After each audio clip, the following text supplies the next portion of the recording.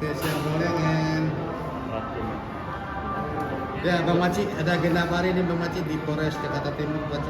Ya, hari ini saya Maci Ahmad sebagai kuasa hukum Mbak Ratu Meta hari ini melaporkan dugaan kekerasan dalam rumah tangga ya. Kami melaporkan pasal 44 PKDRT di mana klien saya ini mendapatkan kekerasan dalam rumah tangga di mana pipi beliau dipukul, ditusuk dengan perkakas yang kami duga itu ya seperti inilah kunci Inggris di mana mengeluarkan darah, di mana kejadian tersebut memang sudah terjadi sekitar 24 Februari ya 2025, tetapi adanya rekam medis dari rumah sakit yang akhirnya bisa mengantarkan kami hari ini membuatkan laporan kepolisian, dan akhirnya laporan kami juga sudah diterima oleh Polres Jakarta Timur karena sebelumnya sudah ada rekam medis dari rumah sakit yang mengidentifikasikan luka-luka memar tersebut, di mana kami melaporkan pasal 44 Undang-Undang PKDRT yang ancamannya 5 tahun penjara dan denda 15 juta rupiah seperti itu. Di mana dalam undang-undang ini kan bukan hanya fisik saja, fisik, psikis, penelantaran rumah tangga, dan juga kekerasan seksual dalam undang-undang PKDRT ini termasuk ya dalam hal itu semua yang menyebabkan klien kami diduga mengalami kekerasan dalam rumah tangga, kira-kira seperti itu. Kronologinya seperti apa sih Kak Meta, boleh diceritain sedikit waktu saat itu kejadiannya? Ya, kejadiannya sih sebetulnya dari udah lama ya, dari tanggal 24 ya, tanggal 23 tuh saya bertanya sama suami saya jam 10 pagi karena saya mau berangkat ke gym, tiba-tiba mobilnya itu mati. Kenapa? Saya WhatsApp, itu mobil kenapa mati, saya mau gym segitu. Terus dibalas sama suami saya itu, iya mati katanya. Lalu gimana akinya, dia bilang. Terus ganti katanya.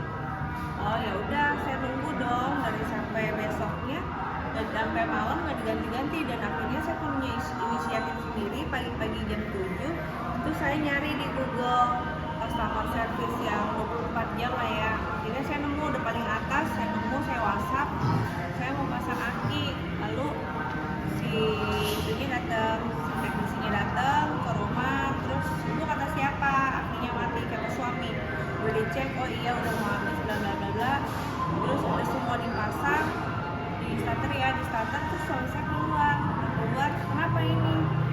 Sih nanya, ini mau saya izin pak, saya dari ini mau ganti aki. Kata siapa kamu?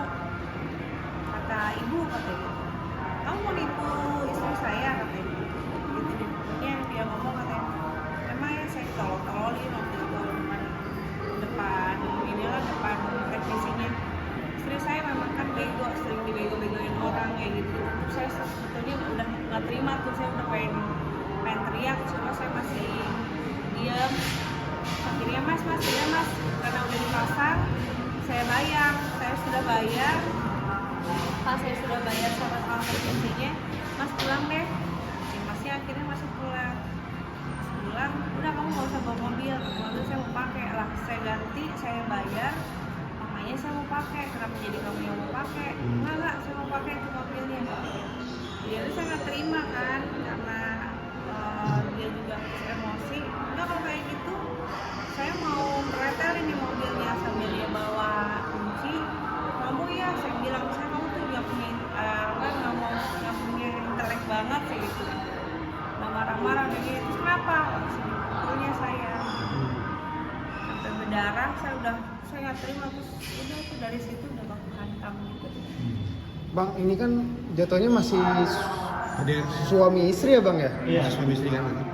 Ada nggak sih upaya dari pihak sana untuk tabayun atau ngobrol berarti udah 1 bulan ya? Iya, ya, Hampir 1 bulan. ya sejauh ini ya klien kami sudah yakin ya untuk melaporkan. Makanya kan dari sebelumnya itu dia menunggu itikat baik tidak ada dan ternyata kekerasan psikis dan ancaman-ancaman bentakan-bentakan masih berlaku. Dan makanya itu undang-undang PKDRT ini kan tidak menyasar hanya fisik aja, psikis juga. Dan di sini sudah ada rekam medis, kita sudah pegang rekam medis dari rumah sakit, ya kan? Rekam medis dari rumah sakit dan sudah terlampir, dan juga adanya luka-luka, foto luka-luka yang ini sampai menyebabkan pipinya sobek ya, karena ini benda tajam seperti itu. Nah, bedanya kenapa? Karena ini ada hubungan pernikahan resmi, kita melaporkan pasal penghapusan KDRT gitu.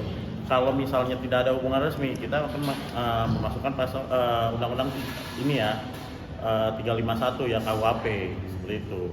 Dan ancamannya di Undang-Undang 23 tahun 2004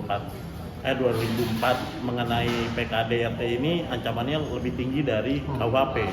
Jadi ancamannya 5 tahun penjara seperti itu, dan denda sekitar 15 juta rupiah. Jadi karena memang ada hubungan pernikahan, kami melaporkan PKDRT seperti itu. Bang Mita sebenarnya udah pernah sering terjadi nggak sih suami melakukan dulu balik ke Suami KDRT? saya sih biasanya tuh ya ini parah sih yang kalau sekarang ini. Makanya tadinya saya cuma mikirnya dia cerai-cerai aja, karena berhubung ini bulan puasa, saya lagi di dosen puasa, saya mikir ya udah deh nanti aja deh setelah bulan puasa gitu kan, setelah lebaran. Tapi kok semakin kesini semakin kayak nantangin suami saya, terus semakin kan udah pisah rumah, jadi saya tuh kayak diabaikan dengan anak-anak gitu. Sementara anak-anak kan butuh uang juga, butuh biaya hidup, terus udah gitu ditambah lagi dengan butuh biaya kesehatan. Karena anak saya juga saat itu kemarin tuh lagi sakit, saya udah telepon selama 2 hari, udah chatting panjang lebar, udah 2 hari tuh 3 hari sampai sekarang gak ada balasan sama sekali. Sampai saya bilang saat itu pas di rumah sakit, saya minta itikatnya aja gitu. Kalau sebelumnya itu ya sebelum terjadi seperti ini, kalau cekcok itu ya biasanya ya suka kata-kataan. Kalau suami saya suka kata-kataan anjir lu, bangsat lu, tolol lu, gitu itu udah sering.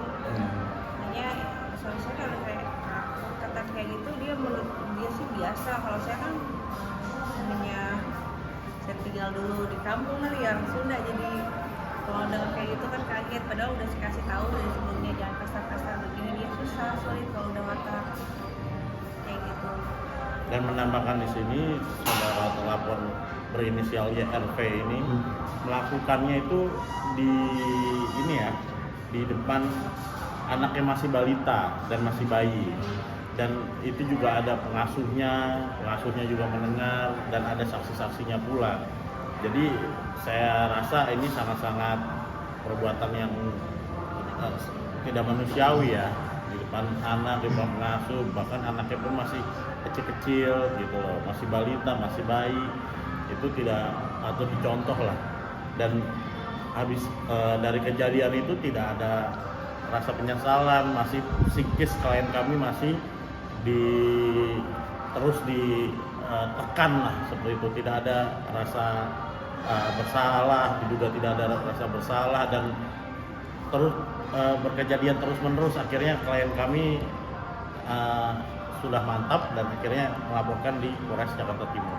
Betul sekali apa yang dikatakan Pak Maci, betul, sangat betul sekali. Jadi dari awal memang saya udah kasih kesempatan, saya diam, ternyata ya itu semakin saya diam semakin saya tidak lagi harga diri saya. Jadi semakin diabaikan juga anak-anaknya ya. Dari itu saya langsung ngomongin Pak Maci gitu, minta bantuan gitu sih, karena saya tadinya bingung juga gimana ya gitu, masih banyak pertimbangan karena mikir anak masih bayi gitu. Saya nggak mau nggak mau diperpanjang.